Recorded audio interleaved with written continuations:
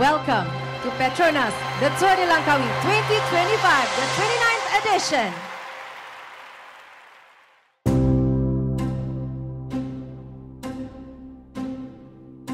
Perlumbaan edisi ke-29 berstatus Pro Series ini akan bermula 28 September hingga 5 Oktober 2025. Dengan 8 peringkat jelajah penuh cabaran bakal mewarnai saingan tahun ini.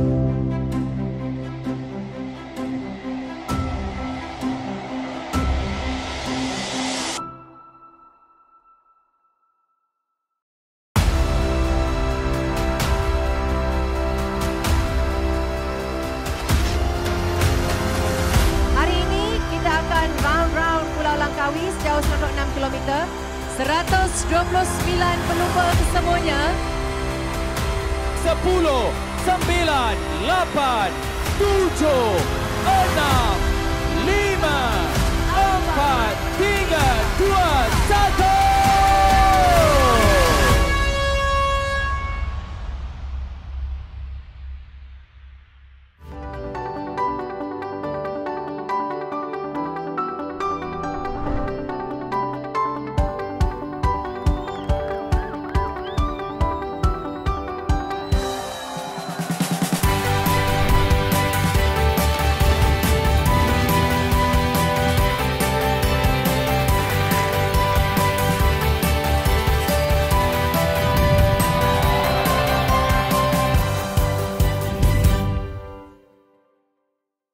Hai semua, selamat datang ke peringkat pertama saingan Petronas Tour de Langkawi 2025. Edisi kali ini membuka tirai dengan penuh semangat apabila kita kembali ke Pulau Legenda Langkawi. Sebanyak 132 pelumba yang hadir daripada 22 pasukan akan memulakan kayuhan sejauh 96.7 km round island stage. Dan laluan hari ini menampilkan 3 zon pecutan serta 1 zon dakian yang pastinya bakal menguji ketahanan setiap pelumba. Soalannya kini, mampukah pelumba tempatan menggunakan peluang ini untuk meraih podium? Sama-sama kita nantikan. Jangan lupa untuk gunakan hashtag kita semua Timas dan juga hashtag Beat the Heat. Selamat datang ke Pulau Legenda, Pulau Langkawi untuk kita menyaksikan peringkat pertama perlombaan bagi Petronas Tour de Langkawi edisi ke-29 2025, di mana menyaksikan untuk edisi kali ini menyaksikan seramai 129 pelumba yang akan memulakan kayuhan membabitkan 22 pasukan secara keseluruhannya. How good is that to come back to Malaysia, because your team is the first time but you have been here before? Yeah, it's very nice. I have very good experience from last time, so I'm happy to bring the guys in Unibet down with me, and yeah, hope we have a fun week. What do you think of the course today? You have seen it a little bit. It's short. It's short and it's more or less flat, so it's going to be a fast day out there today. Have you identified your opponents? Yeah, I think Malucelli and Klein is the biggest opponents. So I must be excited for first day because it's for everything, and then hopefully I can make some breakaway, get a bonus time for my team, and I want to use the ASEAN jersey. Perlombaan untuk peringkat yang pertama bagi hari ini akan membabitkan jarak sejauh 96.7 km untuk para pelumba mengelilingi Pulau Langkawi dengan membabitkan 3 zon pecutan, di mana zon pecutan yang pertama di Harbour Park dan pecutan yang kedua di Bayas serta Padang Mat Sirat, dan ada 1 zon pendakian. Jadi para pelumba dilepaskan dengan pelepasan sebentar tadi yang dilakukan oleh yang berusaha Encik Abdullah Hassan selaku Timbalan Ketua Pengurusan Kementerian Belia dan Sukan. Dan inilah laluan yang akan diharungi oleh para pelumba. Bermula dari Pekan Kuah, mereka akan menuju ke zon pecutan yang pertama di Harbour Park, iaitu di kilometer 32.1, yang menawarkan 3 mata untuk pelumba pertama sampai di garisan zon pecutan 1, dan kemudiannya di Bayas kilometer 58 untuk zon pecutan yang kedua, dan di Padang Mat Sirat bagi zon pecutan yang ketiga. Hanya ada 1 pendakian untuk hari ini, iaitu di Bukit Malut di kilometer 83.3 membabitkan kategori 4 iaitu pendakian setinggi 60 meter dan akan kembali semula ke Pekan Kuah sebagai garisan penamat untuk perlombaan di peringkat yang pertama. Dengan tumpuan para pelumba untuk edisi ke-29 ini, antara nama-nama yang perlu diberikan perhatian adalah Alexander Christoph dari Uno X Mobility, begitu juga dengan Manuel Peñalver, selain Matteo Maluselli yang kali ini akan berkayuh untuk pasukan XDS Astana, begitu juga dengan Arvid Daklein dari pasukan Tudor Pro Cycling, di mana menyaksikan Arvid memiliki 4 kemenangan di peringkat perlombaan LTDL, dan nampaknya pada ketika ini ada 3 pelumba yang melakukan asakan awal untuk cuba melakukan pecahan meninggalkan peloton. Hujan renyah yang turun di sekitar Pulau Langkawi sejak awal pagi tadi, tetapi kali ini keadaan yang semakin baik untuk mereka meneruskan perlombaan dengan menyaksikan laluan yang diharungi oleh para pelumba ini yang membabitkan menuju ke zona pecutan yang pertama. Anderma yang berjaya untuk meninggalkan kelompok peloton. Tiada gerak yang dilakukan oleh peloton untuk membiarkan Anderma berada di hadapan, bertindak selaku pendahulu dengan perbezaan 30 saat untuk Anderma. Dan kini Adrian disertai oleh Muhammad Nur Aiman Rosli dari Terengganu Cycling Team, begitu juga dengan Nate Haddon, dan tidak ketinggalan Josh Matsui. Mereka menghampiri untuk zon pecutan yang pertama. 4 pelumba ini cuba mendapatkan 3 mata.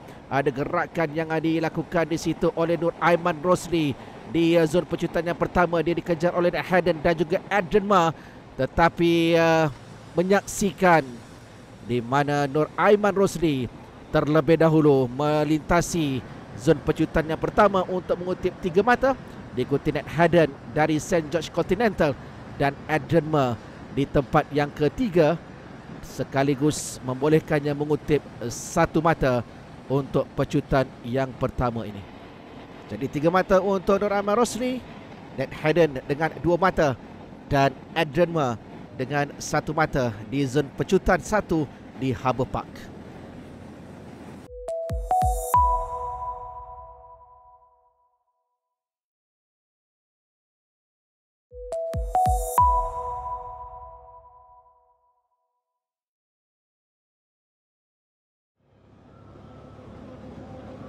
Masih zona pecutan yang pertama, masih lagi 4 pelumba di hadapan Nur Aiman, Nate Haddon, Adrian Ma dan juga George Matsui dengan 1 saat meninggalkan peloton yang masih lagi tenang dengan tempo kayuhan mereka sekitar 51 km sejam dan akan menuju ke zona pecutan yang kedua di Bayas di kilometer 58.0.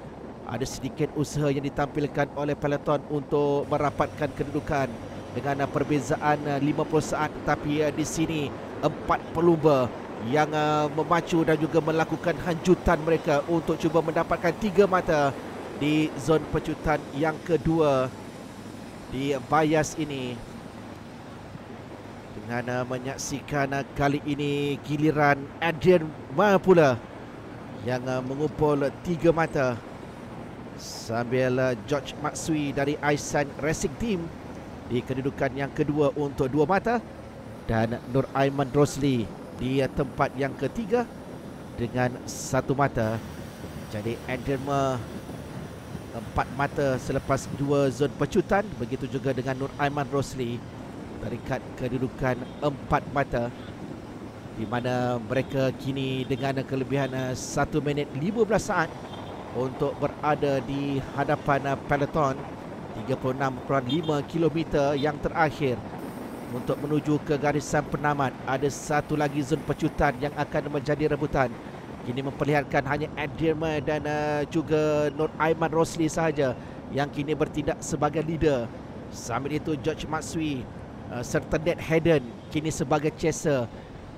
Dan peloton masih lagi berada di belakang. Jadi persaingan ini menarik untuk kita menyaksikan di antara Adrian May dan juga Aiman Rosli.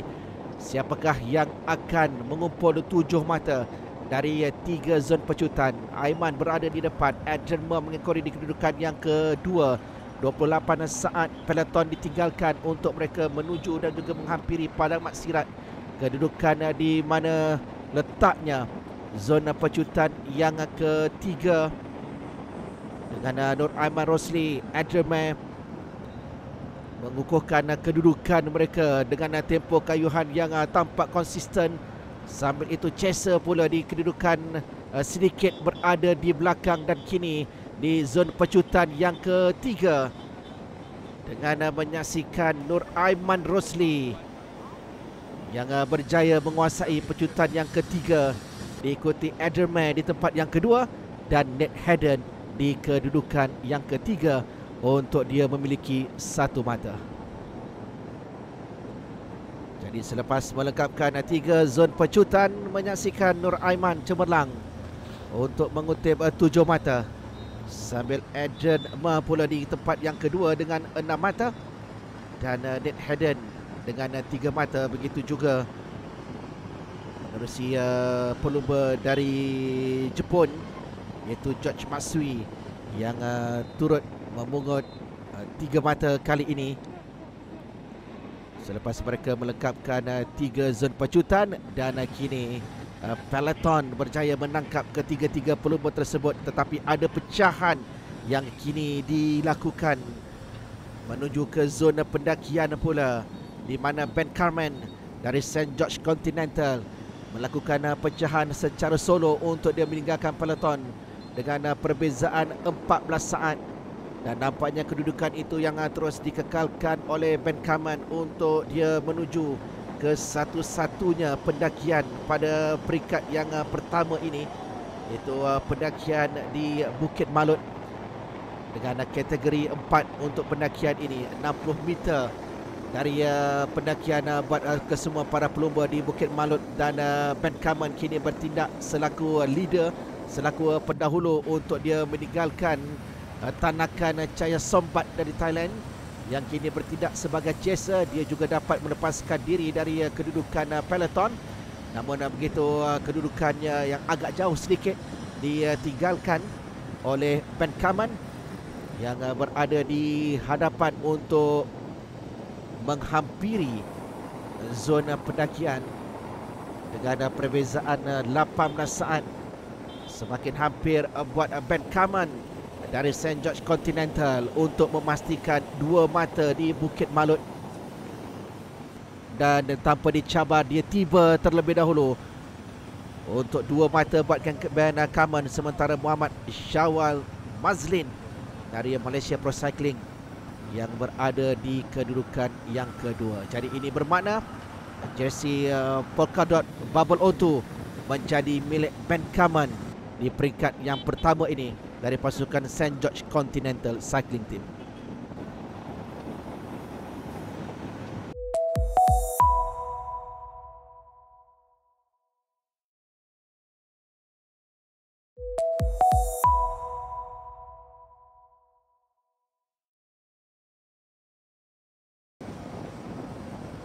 Tiga zon pecutan dan juga 1 zona pendakian yang sudah pun diharungi oleh para pelumba untuk mereka menuju 4.3 km yang terakhir.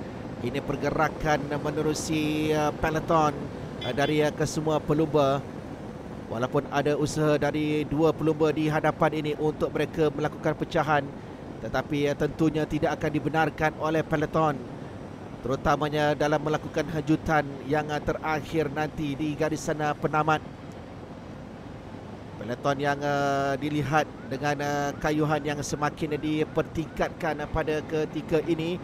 Dan di sinilah tumpuan akan kita berikan antara nama yang perlu diperhatikan: Alexander Kristoff, begitu juga dengan Avi Decline, Matteo Maluselli juga tidak dilupakan. Jadi pelumba-pelumba XDS Astana, begitu juga dengan Uno X dan Tudor Pro Cycling yang akan mula merencana strategi mereka untuk memastikan pelumba-pelumba pecut akan berada pada kedudukan yang terbaik bagi melakukan pecutan. Jarak yang tidaklah begitu jauh dengan peloton kini sudah pun menangkap 2 lagi pelumba, dan kita mula dapat perhatikan pergerakan dalam pasukan yang sedang dilakukan oleh para pelumba pada ketika ini. Antaranya dari pasukan Equipoken Pharma yang tidak mahu ketinggalan, dan di manakah pelumba-pelumba untuk Tudor Pro Cycling yang akan menempatkan pelumba-pelumba pecut mereka, di mana terutamanya bagi AVD Klein, pemenang bagi 4 peringkat perlombaan LTDL sebelum ini. Matteo Malucelli dari Astana yang juga dijangka akan menggerakkan kayuhannya, akan meningkatkan lagi kelajuan. Alexander Kristoff untuk Uno X dan turut melibatkan Erlen Blikra. Jadi bagi pasukan Uno X, mereka memiliki berapa pelumba pecut yang dilihat mampu untuk cuba memenangi perlombaan ini.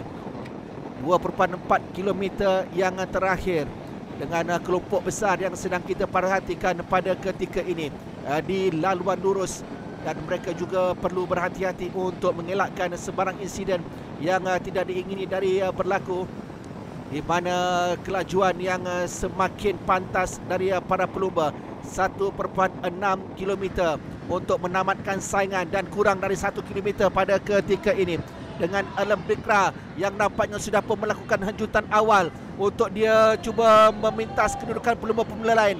Tetapi perhatikan kepada AVD Klein yang cuba datang dari luar, dan adanya Matteo Malucelli di situ untuk 400 meter yang terakhir. Masih lagi Blikra di depan.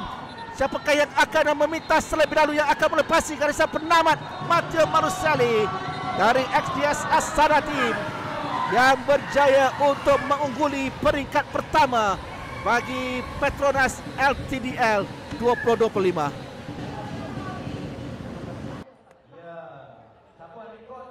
Perhatikan sekali lagi gerakan yang dilakukan di situ, dengan gerak awal daripada Erlen Blikra apabila dia berjaya untuk meminta serangan sepasukan Alexander Kristoff, namun kemudiannya muncul Matteo Malucelli dari bahagian luar, dan disinilah pecutan Matteo Malucelli untuk menuju ke garisan penamat, berjaya melepasi Erlen Blikra, dan AVD Klein tiba untuk berada di kedudukan yang ketiga. Kemenangan yang keempat untuk Matteo Malucelli dari XDS Astana dalam perlombaan peringkat LTDL sepanjang penyertaannya. Jadi dia menyertai AVD Klein untuk menangi 4 peringkat perlombaan, di mana di saat akhir kejutan itu memberikan kelebihan kepadanya untuk memintas 2 pencabar yang lain. This was the first goal. Try to restart from where I was last year with the victory. You know, his win is difficult. Win again is more difficult. So it's the best need to restart the Langkawi for us. We have a long transfer in Asia, here in Langkawi, and after in China. So it's the best mode to restart. Yeah, just my plan to take some bonus point, and then it's my dream to wear in the yellow, but yeah, not lucky day. So yeah, it's good for second place. Yeah, and I get wear the white jersey for ASEAN. It's good for me. But today I was not a sprinter, I was a lead-out man for Alex. So I started the sprint really early, I think about 400 meters out, and that was also the plan. But he never came past, sadly, so that I was second is quite a surprise.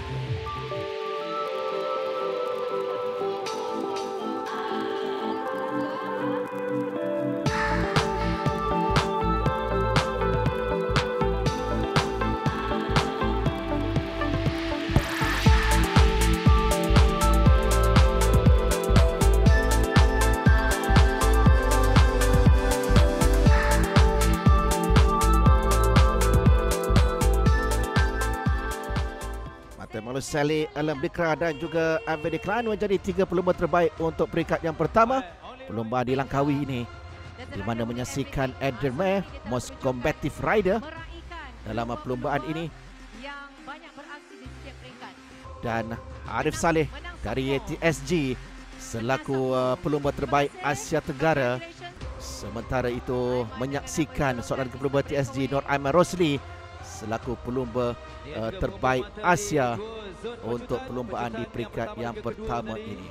Jadi Ben Kaman selaku Raja Bukit dengan 2 mata yang dikutip dalam perlombaan ini di zon pendakian. Sambil itu Matteo Maluselli selaku Raja Pecut selepas kejayaannya untuk mengungguli perlombaan hari ini.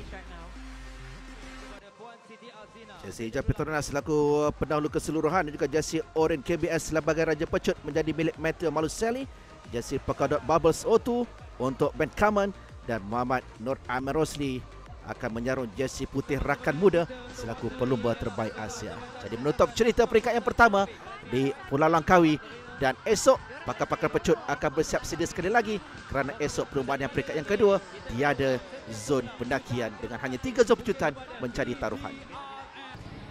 Baik, peringkat pertama saingan Petronas Tour de Langkawi 2025 telah pun selesai dengan kemenangan berpihak kepada Matteo Malucelli mewakili pasukan XDS Astana Team seperti yang kita jangkakan. Esok cabaran lebih besar menanti dengan peringkat kedua dari Padang Besar ke Kepala Batas jauh 166.1 km. Laluan ini dijangka lebih mencabar dan memerlukan strategi kemas daripada setiap pasukan.